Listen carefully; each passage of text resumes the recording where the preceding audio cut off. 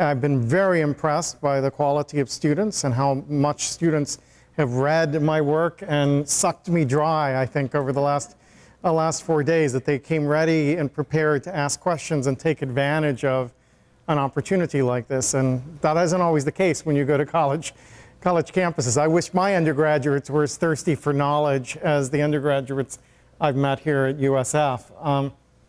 Tonight I'm going to talk about research toward a book that we've just turned the manuscript into the press. So it's not quite a work in progress. I think of it as a work in fermentation. It's stuck in a warehouse someplace and will rot and decay until it comes out. It's all downhill from here, and it's that period where you feel utterly helpless when you turn in a book and the world keeps changing, and you can't keep changing the book to keep pace of the world. So it's always great to do talks in this window so I can at least get some of the ideas out and get people thinking and reflecting on it. And then I'll talk a little bit about where this book comes from, how it came to be written, and so forth as we go forward. About 3 years ago, I went to New York to another gig at the New School of Social Research. My hotel was on the edge of the park where the Occupy Wall Street folks were at the time, and being that was in the news, I obviously wanted to see what was going on. As I walked toward the park, a bus pulled up, and hundreds of zombies came pouring off the bus into the park. And it turned out that these zombies came from a local horror convention, fan convention, which was being held that weekend. And they decided to show up still in zombie gear to participate in the protest. And as they arrive, they're surrounded by little old ladies with cell phone cameras out for lunch, taking their photographs and immediately texting them, putting them on their social network pages and spreading them out and asking them questions about what do zombies have to do with Occupy Wall Street and so forth. It turns out internationally the zombie has been one of the icons of the Occupy movement. It variously stands for people with no future, as in Latin America where student protesting cutbacks on student aid or increases in tuition, dressed as zombies to say that we have no future in your society if you continue down this path. It stands for undead corporations who were kept alive on the lifeblood of the 99% when they should have been allowed to die. It means many things in the movement. Here it says money-hungry fascists are dead inside. But it is simply one of a number of symbols or street performances which the Occupy movement has used to dramatize its message. So that particular day I went a little further inside, and there were people dressed like characters from Game of Thrones, with signs that said things like the winter is coming or the Lannister 1%, sort of using Game of Thrones to represent their particular vision of what contemporary politics look like. If I look on the web, I can see other kinds of markers of the Occupy movement. So here's one of my favorites, the Occupy Sesame Street hashtag. The 99% of the world's cookies are consumed by 1% of the monsters, right? So all of this is consistent both tactically with what we've been discovering about young people in politics today and rhetorically, that there's something going on in the way we express politics today that I'm going to try to get to the bottom of in the talk today. It also makes sense because I would argue Occupy was never a mobilization. It was, in a sense, an attempt to shift the discursive climate. The goal of the Occupy movement, everyone kept saying, what's the goal of the Occupy movement? I think the goal was to get Americans to think differently about income disparity, to get us to really focus on that 99% and the 1%. It was a discursive move to shift our awareness of those issues and then to challenge us to do something about it. And by those criteria, Occupy was successful, right? If you look at the last election cycle, where the Republicans might as well have nominated the guy in the Monopoly box to run as their candidate, you basically had a war over percentages, right? And the 49% of takers that the Republicans are talking about versus the 99% of the people that the Democrats are talking about, those percentages were all centered around this question of income disparity, of different ways in which we related to both wealth production and government services. So I would say Occupy set the tone for the last presidential election in a really profound way. and certainly paved the way for Elizabeth Warren's election to the Senate and so forth. So when people say Occupy didn't accomplish anything, I think they're wrong. And I think, I think it has a lot to do with how we conceptualize what politics looks like in the 21st century. So one of the moments where Occupy had an impact was this one, this pepper spray cop. And the pepper spray cop was a campus policeman at the University of California, Davis, who casually walked along and sort of indifferently sprayed pepper spray in the face of a group of peaceful student protesters sitting on the march, on grass. This could have been a story for the campus newspaper, maybe the local paper, but in fact it got national and global circulation. And it did so because over the weekend, there were more than 200 of these mashups of the pepper spray cop inserted in the movie scenes, inserted into art paintings, political icons, and so forth. People remixed the pepper spray cop and sent him into circulation. And that circulation enhanced the spread of that message. And this is in many ways what spreadable media was talking about. But the speed and scale in which this takes place is just accelerated.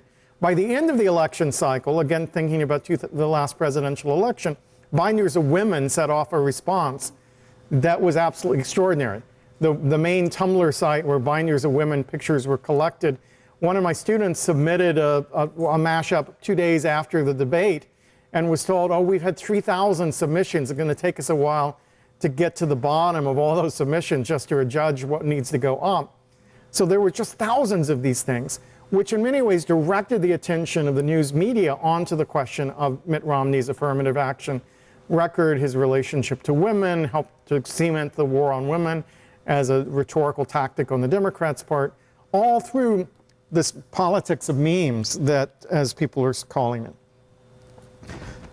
Let me take a moment and in broad strokes think about then the history of how do we visualize democracy in America? What does democracy look like? What's the iconography or image bank we use for democracy? And we could start this going all the way back to the Founding Fathers. I'm starting in the 1930s in what people have called the Cultural Front. Political work, cultural work done by American intellectuals to try to take ideas about democracy and insert them into popular culture. So we have here Norman Rockwell as a popular artist. We see Frank Capra's Mr. Smith Goes to Washington. We could think about Aaron Copland's music and ballets.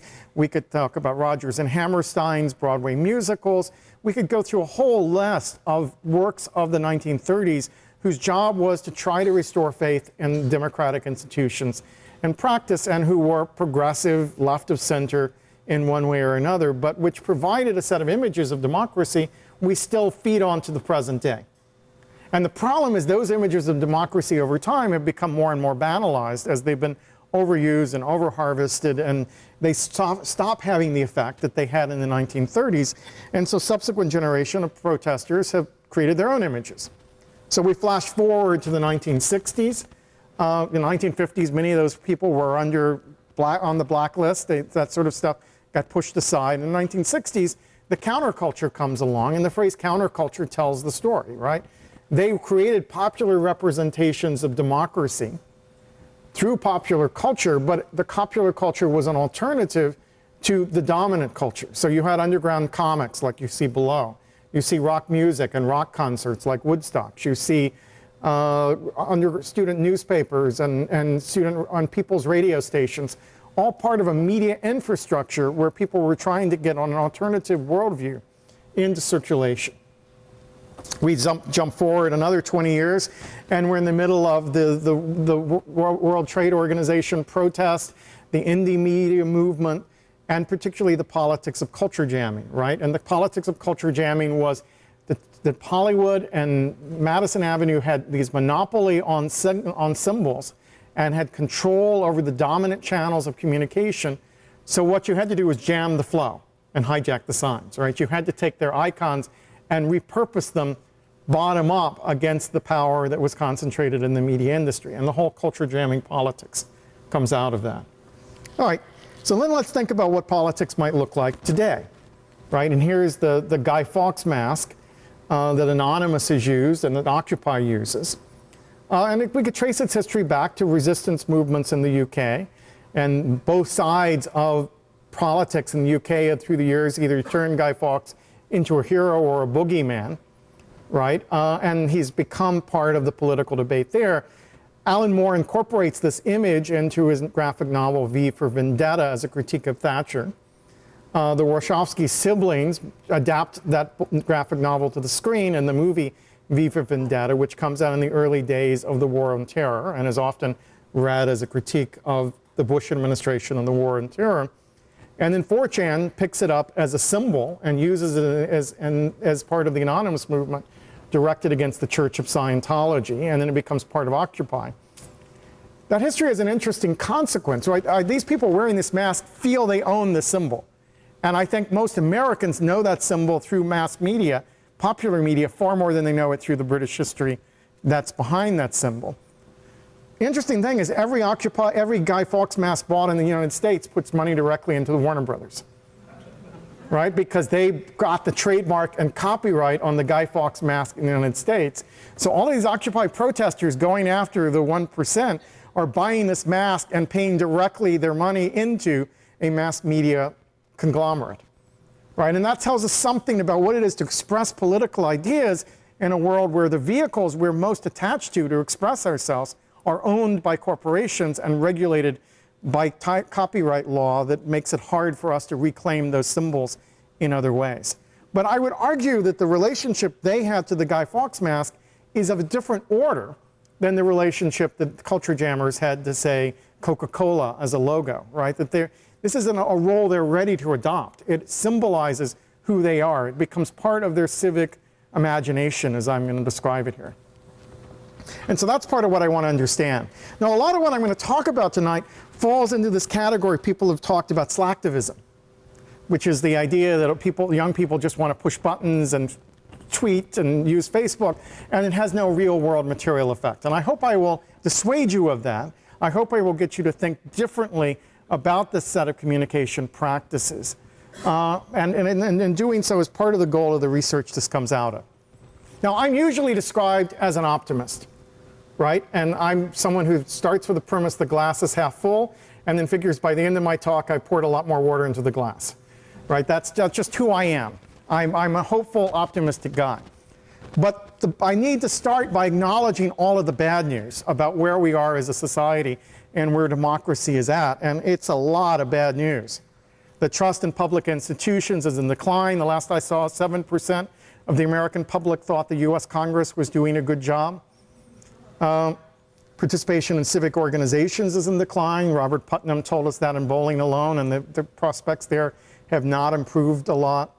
Elected representatives are more beholden to larger contributors than to voters, and there's plenty of reason about the role of big money in politics. Districts have been gerrymandered to protect incumbents, so there are very few contested races in the upcoming election, or strongly contested races. There's been efforts to diminish voter registration among the poor, minority, senior citizens, and young people, and we've seen the rolling back of provisions of the Voter Rights Act from the 1960s. The periodic government shutdowns are symptomatic of a larger failure to compromise across the government, which means that nothing is getting passed and nothing is changing in the level of institutional politics. That mass media is more and more concentrated, and news is increasingly partisan rather than objective, and net neutrality is endangered. So, phew, there goes American democracy. American democracy is in a precarious situation. And all of that, everything I'm going to describe about politics is set against the backdrop of that rather pessimistic description of where we're at as a society. I'm not negating any of it. All of that is true, I will stipulate, but I still think we're seeing really some important political developments that are politics through other means, politics through other channels that we should be paying attention to, because they're the only thing I'm seeing that represents a way out of some of the problems I just described. And they may not be sufficient to get us out of the bind that we're in, but they're where I put my hope. They're where my optimism lies in response to really deep pessimism about the state of American government. Now, young people are frequently projected as the emblem of those problems, right?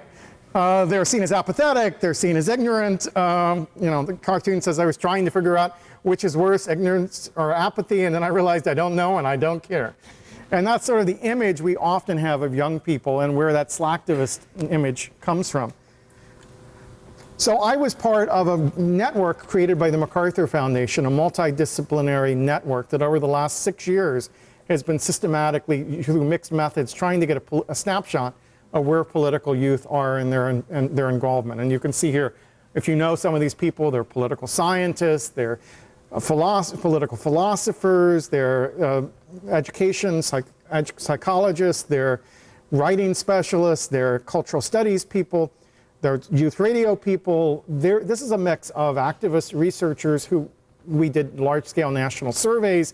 My team's been doing ethnographic work, and we're trying to collectively produce some accounts, some of which are out now in forms of white papers, of what we now have discovered about young people's political activity. And my team at this is my team at USC. Most of these people are co-authors on the book that we're finishing up. Most of these are grad students or junior faculty or postdocs that we worked with on this project. And all the ideas in here, all the research in here really comes out of their contributions. And it's important to take a moment to just acknowledge that as we go forward. So what my team did was try to look at innovative organizations that have been effective at mobilizing young people politically. And the place I started was an unlikely place called the Harry Potter Alliance. And we looked at, but we also ended up looking at Invisible Children. We looked at Nerd Fighters. We looked at the Dreamers. We looked at the libertarian group Students for Liberty. And we looked at American Muslim youth. And those are the case studies this chapter does. So we were looking at political organization with different goals, different backgrounds, different kinds of politics. But we started to see certain commonalities across them, which is really what I'm going to try to talk about today. And I'm going to talk about 4 key ideas. First, transmedia mobilization, which is how do we use media to bring about change? Second, the civic imagination. How do we imagine what a better world might look like? Third is participatory politics, which is this larger frame of tactics. And how do we think about what it is to participate in a democratic society? And fourth, connected learning, which is how informal learning feeds into these political organizations. How do they recruit and train their members? So I'm going to begin by talking a bit about transmedia. And to do so, I want to set up as my fall guy here, I guess, Malcolm Gladwell, who wrote a piece in the New Yorker that a lot of you would have read, which he critiques the idea of Twitter revolutions. Right? And what's interesting about the critique is a debate about weak social ties versus strong social ties and what their political effects are. And communication scholars have looked at that a lot, contrary to what Gladwell might have implied in that article, that there's a lot we know about that. But the 2 places where Gladwell, I think, leads us astray, one is he implies that there's no risk involved in digital activism, right? That he's contrasting the civil rights movement in the 1950s and 60s with today's what he calls Twitter or Facebook revolutions, and decides there's no real risk involved in activism today. And I would beg to differ, because it sort of factors in only what's taking place online and not what's taking place offline in response to this. So here we see the example of the marriage equality sign that was used on Facebook in response to the debates about gay marriage. And well, look, people call it the smallest and the most minimal element of political participation. You change your Facebook picture to an equal sign for a period of time. And no big problem. It's a flick of the switch, a click of the keyboard. But for young people, say here in Florida or Georgia, who did that, and this image is going to be seen by their parents, their youth minister, their conservative neighbor down the street, the school principal, the people at the school who may disagree with them, for them to take a stand in that way about their stance on gay marriage and to publicly proclaim their support for gay marriage means that they in fact had many, many encounters in the physical world where they had to defend those beliefs, where it was exposed they came out in effect as a gay marriage supporter to massive numbers of people in the world around them. And so it's only risk-free if we're focusing on what's taking place on the computer, but if we're focusing on what it means on the ground in their lives, there are all kinds of risks they're facing when they do it, and there's all kinds of political courage involved in taking that action. The second problem is he's confusing a platform with a movement. So he's contrasting Twitter or Facebook with the civil rights movement. So a fairer comparison would be to talk about the telephone revolution of the 1950s and 1960s. So here we see Martin Luther King talking on the telephone. We don't know if he's talking to freedom riders from Harvard about ready to come down for the marches, or he's talking to black church leaders across the South, or maybe he's on the phone with Robert F. Kennedy and John F. Kennedy arguing his case for the Voting Rights Act, or maybe he's being listened to by J. Edgar Hoover. We really don't know, right? But we know this is a tool that Martin Luther King would have used a lot. But we would never describe the civil rights movement in the 1950s and 1960s as if it was reducible to the telephone, right? That's to sort of put the basis on the platform, and a platform that was long distance call, lowering its cost, was certainly a factor in what happened there. But we would say that they used all kinds of other media to bring about change. They were certainly directing their attention at broadcast media. There were comics produced by the movement, there were posters and pamphlets, and all kinds of other communication strategies are part of what the civil rights movement would have used. And that's exactly what we're seeing when we look at contemporary youth movements. The digital is the tip of the iceberg, right? The digital is what's visible to us because it's what's new, what's unfamiliar, we're attentive to it. But we describe these young people as bringing about political change by any media necessary, right? And we take that phrase in part from the leadership of this group, Immediate Justice, a feminist organization which is helping young women develop a sense of bodily autonomy, of control over reproductive rights, sort of introducing feminist ideas into the lives of these young women. And it does so by encouraging them to make any and all kinds of media. They talk about whatever you got, you can use it to express this idea. You know, if you've only got poster board and a magic marker, use it. If you got a camera, shoot pictures. If you've got a computer, text. It's not about one method toward the truth. It's about developing communication strategies that takes advantage of whatever resources are in your community and using those for change.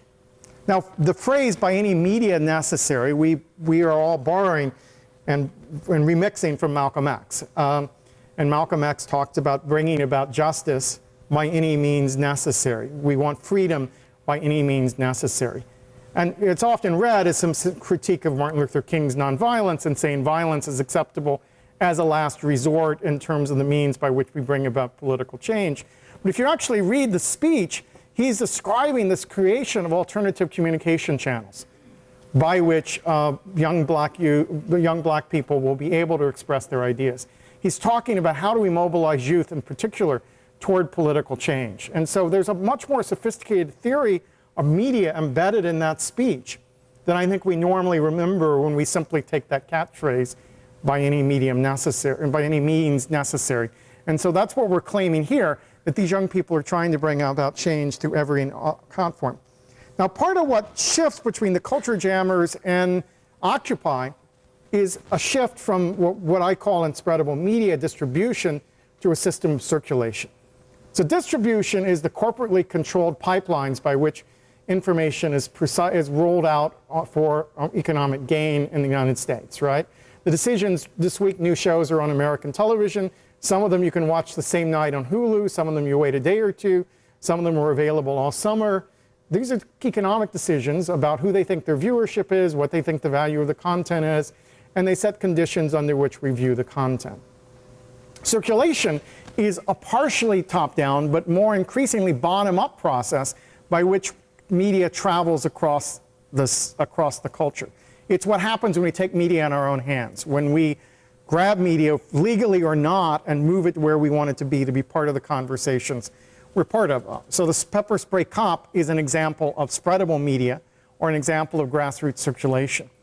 So these young people, where culture jammers believed you had to break the signal, jam the signal and flow of images in order to get a word in edgewise, young people are now increasingly adept at understanding the flow of media and using communication practices to get their messages picked up and deployed.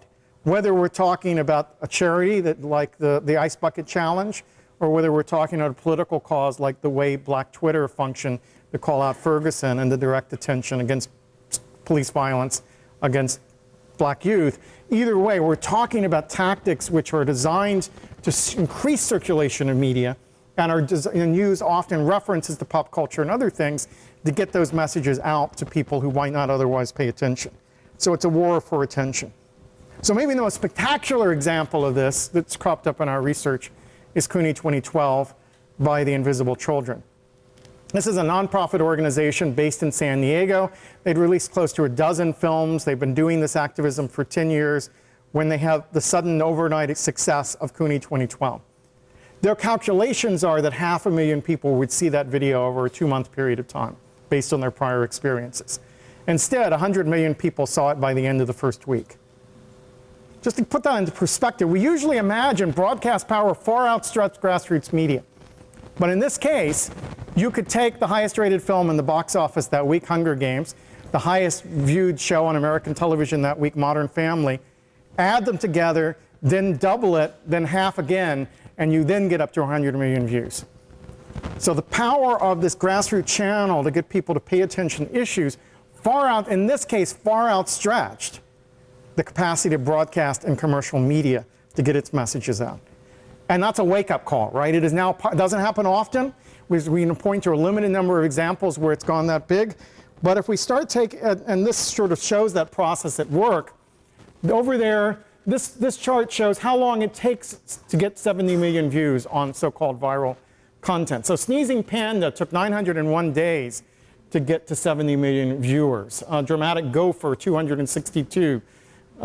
David After the Dentist, 255. Old Spice, Smell Like a Man, took 158. Susan Boyle, 7 days. And CUNY 2012, 4. So we're seeing this, when grassroots media takes off, it's doing so very rapidly. And part of what Invisible Children did right was gave an empowering narrative about political change and encouraged young people to actively spread their media, that they understood this logic of circulation. Anyway, take a few zeros off.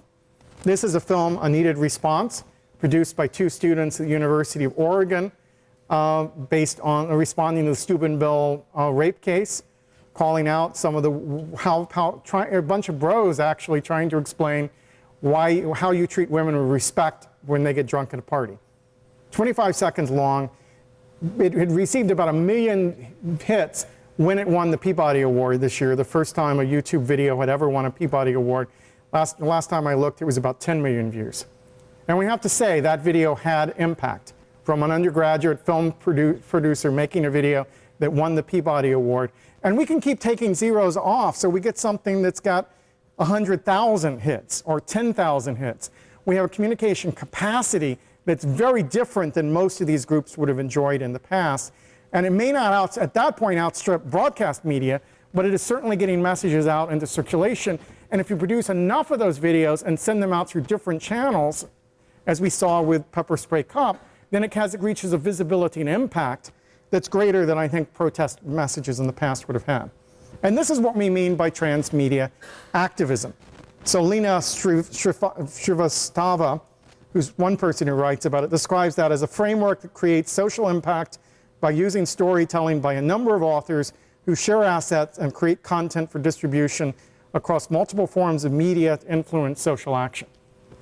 Or the Transmedia Activism website says multiple entry points allow donors, activists, partners, and audiences to have a comprehensive experience of a complex issue, and co-creation allows increased engagement with an issue and greater movement toward action.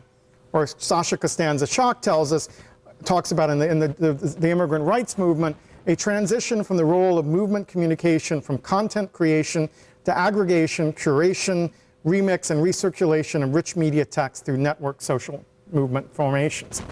Mouthful there, all right? But what we're saying is, by any media necessary. We're saying use circulation. We're saying develop messages in such a way that people want to pass them along, even people who never encountered your cause before or drawn to it, and have multiple messages and don't necessarily control the message. So if we think about the 99%, 1%, and all of the different ways that got expressed by Occupy, we have a really powerful way of getting ideas out. So for example, we could think about the Dreamer movement, young occupied youth, undocumented youth who are trying to fight for their rights for an education and for citizenship, young people raised in the United States, not born here, but who don't have a homeland to go back to and are more American than anything else, and they're trying to figure out how they fit into the American system. And we can see here, this is a street protest, pure and simple. Martin Luther King would have recognized these tactics perfectly well. What they also did, though, was to turn a video camera on themselves and simply tell their own story and come out as undocumented. So they would say, my name is Mohammed, and I'm undocumented, and then tell the story. And Mohammed in this video tells the story of being accepted to a college, getting his financial aid, the first member in his family ever to go to college. He's sitting in the admissions office looking at his letter, and the guy comes back and takes it out of his hand and says, we just realized you're not a legal citizen of the United States. We can't offer you this fellowship. Right? Powerful story told directly by this young person. At a time when most Americans don't knowingly know anyone who's undocumented, having those kinds of stories circulate, even if they're reaching 10,000 or 100,000 views apiece, still meant a difference for lots and lots of people. But that's not all they did. They were using all kinds of graphic arts. And like any political movement, there's an explosion of new ways of representing your political identities or your political causes. And what's interesting here is the dreamers, by and large, are using publicly accessible computers to do their work, right? They don't, most of them can't afford cameras and computers. They're going to public centers, libraries, schools, labor halls to do their work. They're bloggers who don't own their own computers, filmmakers who don't own their own cameras, but they're, in many ways, the cutting edge of political change today are the dreamers. And they're doing incredibly brave things, even by Malcolm Gladwell's assessment. They're putting camcorders on them and live casting as they go into INS headquarters in Alabama and announcing to the INS that I'm undocumented, what are you going to do about it? And they're tweeting on the way as they're being deported out of the United States and calling out the fact the Obama administration has deported more people than the Bush administration so far, and challenging us, what are we going to do about it as a society? So they've got a whole range of communication strategies. All right, so that's transmedia mobilization. Next, the civic imagination. Here's J.K. Rowling speaking at a Harvard graduation, and she says, we need magic to change the world. We do not need magic to change the world. We all carry all the power we need inside ourselves already. We have the power to imagine better. And by that means, she means two things. She connects imagination in this talk to empathy, the capacity to see other people's problems and act upon them. So we imagine better when we care deeply about the world around us, and we imagine better when we come up with alternatives to conditions that we find intolerable in our own time. So it's about imagination that we're paying attention to. So what we're calling the civic imagination is a fundamental idea. Before you can change the world, you've got to imagine what a better world looks like. You've got to imagine yourself as capable of being an agent of change, and you've got to believe that change is possible. And any activist group has to awaken those things in its members, or it's not going to be successful at moving them to action. Now we add to this something the Institute for the Future says in a manifesto they have about the public imagination. They tell us any democracy requires a thriving public imagination in order to make visible, shareable, and understandable to all the people new ideas, new models, new potential policies. We cannot make any kind of collective decision unless the collective can understand what is at stake and envision where it might lead. So that has to be intersubjective. We have to translate our imagination of political change into something we can communicate with each other, we can compare notes with, we can debate, we can understand in new ways. So the question comes back to where I began. What's the image bank we have? What's the stories we tell about democracy? One of the groups we study is the Harry Potter Alliance, started by a trained community organizer who studied the Saul Alinsky school model of political change, but he moved into fandom and said, here's a generation that learned how to read by reading Harry Potter, that learned how to write by writing Harry Potter fanfic. Maybe they can learn how to change the world by channeling their shared love of this particular story. And he reminded us that J.K. Rowling had worked for Amnesty International before she wrote the books, and that they have a lot to say about political rights, prisoner rights, political change, and so forth. He said, here's a story about evil. The government's covering it up. The concentrated news media is refusing to report it. The school's becoming an increasingly repressive environment, and young people nevertheless go out and self-organize and form Dumbledore's army and go out and change the world. And so he says, if we're going to build Dumbledore's army for the real world, what's the issues we're battling? How do we confront it? And he focused the energy of more than 100,000 young people in 62 chapters at the moment, focusing on dealing with human rights activism of one sort or another. He said every time, the news media won't get anywhere near Darfur, but every time a new Harry Potter book or film comes out, they want to cover everything that Harry's name is attached to it. So let's figure out how to attach Darfur to Harry Potter, and we'll get coverage, right? So he calls that process cultural acupuncture. It is rather than culture jamming, you attach yourself to the pressure points of a society and facilitate circulation, right? You facilitate the spread of your message by working with the power of mass media fantasy. But he's not simply sort of accepting what's given. One of the first causes they've taken up has been fair trade. And they're directing their fair trade protest against Warner Brothers, and the chocolate contracts that surround Harry Potter, and saying, the idea that child labor is used to produce chocolate bars that are sold to children at Orlando theme parks is intolerable. We want to call out Warner Brothers and put pressure on them to change where those contracts are as a symbol of the commitment, because not in Harry's name. Not in Harry's name do you sell child labor produced chocolate to kids and think that's okay. Or to anyone else for that matter, and think that that's okay, right? So this has been one of their big causes. Now they've partnered with these guys, that's Hank and John Green. John Green is probably one of the top-selling children's or young adult authors of our age. If you've seen The Fault in Our Stars as a book, a best-selling book, or a successful film, that's John Green. He and his brother started this movement called the Nerd Fighters. And he would quickly point out they don't fight nerds, they are nerds who fight. And the Nerd Fighters want to make the world, want us to combat to decrease world suck, right, is how they frame it. They want to make a better world, and they want us to remember to be awesome. And so they've used their influence to get young people involved in a variety of political causes, and to create an online forum where young people are talking about political issues. So again, young adult novels involved in political discussion. Why do we need this language? Well, Ethan Zuckerman says, here's an ugly but plausible explanation for the shifting engagement in civics. It's not that people aren't interested in civics. They're simply not interested in feeling ineffectual or helpless. What young people told us in the 200+ interviews we've done was that they found the rhetoric of politics both exclusive, in that you have to already be a policy wonk before you understand most news coverage and most political speeches in America, and repulsive in that it's so bought into partisan gamesmanship that there's no room for compromise, no room for shared values, shared commitments. So they want a new language, a new civic imagination through which to express the political causes they're concerned with. And this is not a unique problem, right? Our founding fathers wrote their documents with the names of Greek philosophers and Roman heroes, right? And they cosplayed as Native Americans dumped tea in the Boston Harbor, right? The Black Civil Rights Movement used stories from the Bible, the Promised Land, the River Jordan, so forth, to connect their message with the black church. And these young people are using wizards, zombies, superheroes to connect their message to each other at a time when those are the central genres by which they're making sense of the world.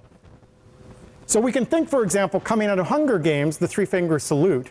And the Hunger Games itself models how the three-finger salute goes from personal sign of respect for a fallen friend to a political movement where that sign is being used. The Harry Potter movement is now working with labor organizers, particularly those working for minimum wage, fast food jobs, where the three-finger salute is going to be used as a rallying cry this fall for the rights of workers. Keep in mind that many of them are working at fast food restaurants, which themselves will put Hunger Games on fast food boxes. But they are claiming the role of the district and challenging framing McDonald's as the capital, taking advantage of the political imagery that's already built into the Hunger Games as a story. And so what the Harry Potter Alliance and Imagine Better and Nerd Fighters are doing are taking that symbol out of the story and bringing it back into the real world where it becomes a political gesture. And there we see Daniel Radcliffe doing the three-finger salute.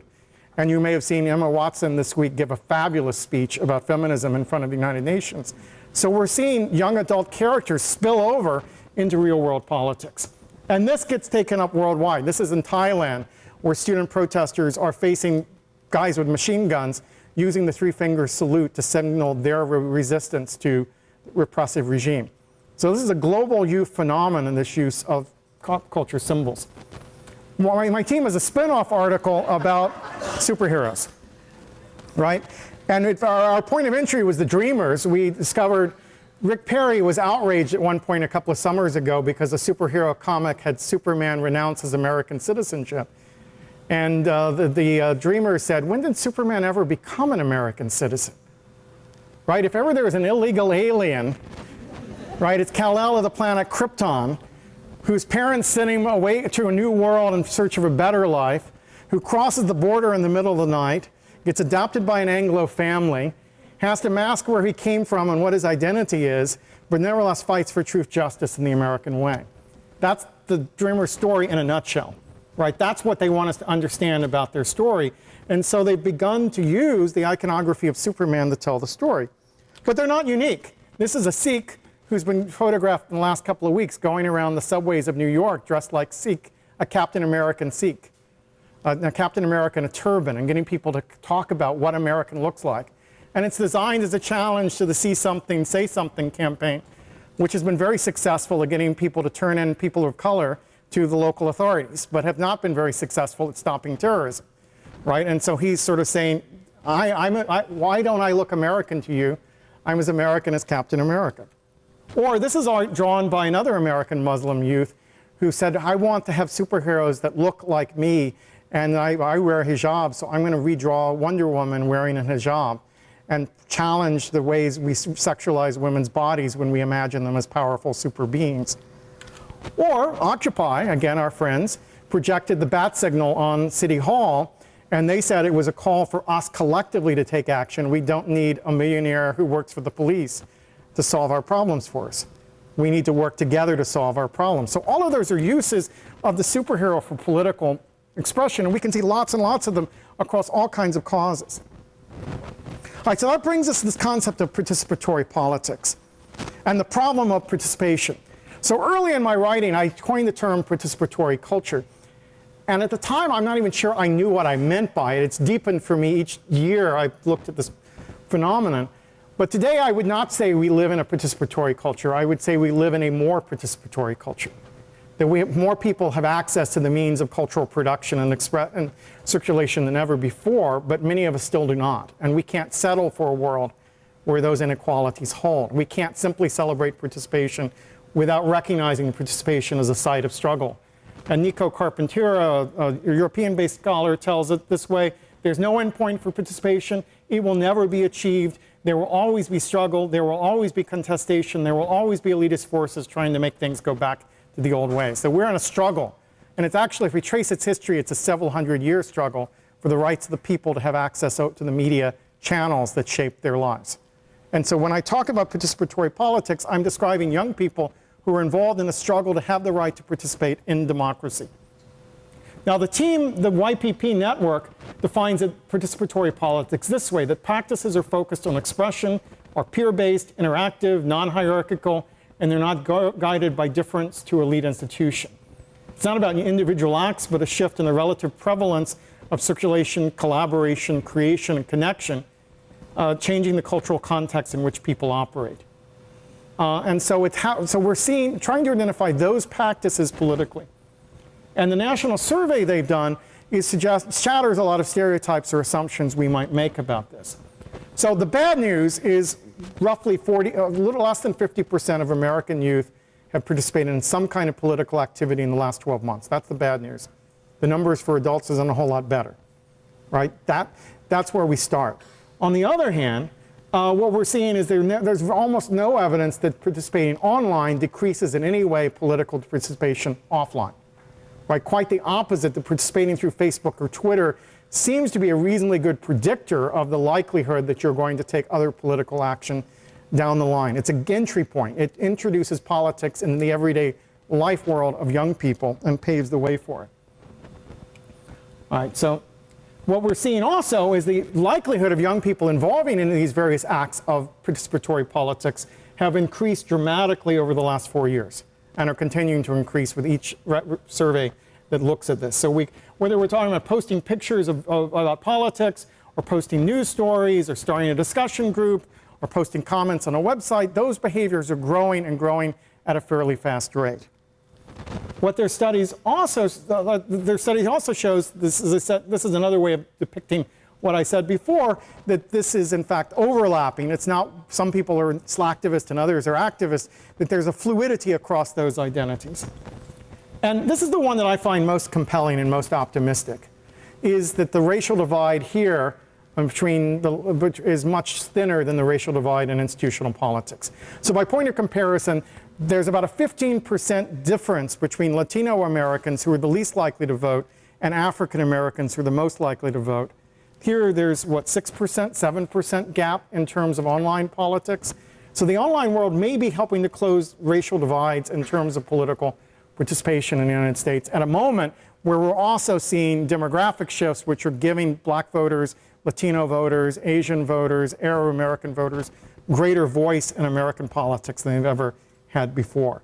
This may be part of a solution to problems that the young people have inherited from the previous generation. The young people who are actively involved in interest-driven networks online are 5 times as likely as those who weren't involved to engage in participatory politics, and nearly 4 times as likely to participate in forms of institutional politics. So if you're all connected online in some kind of community, it increases the likelihood that you're going to become political and increases the likelihood that you're going to take action in the real world. And that's true whether it's a fan community or a gamer community, some kind of other affinity group online. Those are the spaces where young people's political lives are felt. In the same way that the bowling leagues in Robert Putnam's account was one of the ways that small-town middle America formed civic ties in the 1950s. What we're interested in these groups then is how do they get kids who are culturally active as fans into a space where they can engage in politics. And that's where groups like Harry Potter Alliance have been enormously successful at translating issues into images and stories people already care about, of creating shared languages where they can express those concerns with each other, of taking skills acquired in being a fan, say learning how to use a camera, recording a skateboard video, and turning it into a skill, recording an Occupy protest and putting it up on YouTube, right? Those translation acts are where the change is going to take place and what we need to understand better. This doesn't get into, I mean, this is consistent with what we know of young people's political identities anyway. Young people are most likely to become politically active by the age of 16. The key determinant factors have been parents' political participation, what's modeled in the home. It's been civics classes and whether you have political leaders come into the classroom, whether you have controversial issues discussed and current events discussed, whether people are encouraged to volunteer in civic organizations, whether they participate in after-school clubs like newspaper, student government, debate team, all of that stuff, right? That's the classic literature. Except that schools are cutting back on civics classes, and those that still exist don't deal with controversial issues anymore. That the schools are defunding after-school activities in broad strokes, at least the public schools are, that some of the librarians who once connected kids to volunteer organizations are losing their jobs. So that pipeline is closing while this other pipeline seems to be opening up. And so here's a story of Lauren Bird, who's one of the leaders of the Harry Potter Alliance. And she says, I wasn't terribly civically engaged when I was younger. I had some teachers who told us of the importance of watching the news and being responsible citizens, and I followed that advice as best I could. But the contents of news, or just what a responsible citizen meant, was rarely discussed. I grew up in a suburb in Texas during the war on terrorism. You can guess the kind of ideologies most of my educators held. As I started realizing that I didn't agree with most of the things that culture around me preached, I quickly learned to stay silent and pretend I did. I wish I'd more grown-up examples of diverse and critical thinking. I wish there had been more teachers who were talking about current events or about how to get involved in our communities. I was definitely the type of kid who wouldn't have gone out of my way to join something like a 4-H club or a Save Tibet club or Habitats Against Humanity or anything. But if I had had a teacher talking about things like that or incorporating civic engagement in the classroom when I was a captive audience, I definitely would have enjoyed it. Instead, she found her way in through Harry Potter fandom. She discovered videos online. She started making videos as a fan. Then she made videos as a fan activist. Now she's helping to frame the video podcast for the Harry Potter organization. Alliance, and has become a key thinker and activist in that cause. So this is what we call connected learning. This is an idea from Mimi Ito's work. She says, we start where informal learning is taking place. We start where the kids are, where they're learning, where their passion is, and we find ways of flipping the switch and connecting it to education, to job opportunities. We figure out a way to reward and recognize the passions of young people and the interest of young people through education and pave the way. And I would argue the Harry Potter Alliance and the other groups we're talking about have been successful at doing precisely that. Does it make a difference? Well, here's the Dreamer cause, one example. January, I think this is January 2012. 48% oppose the DREAM Act, 49% support it. By September, 58% support, 34% oppose. And that was certainly not as a result of mass media coverage of the Dreamer movement. It is heavily, we have to assume, based on all of these different media strategies by which the young dreamers called attention to the issue, educated people around them about the issue, and flipped the switch in terms of what politics means. Now that sounds very optimistic, but we also have to recognize, as I said at the beginning, this is deeply precarious.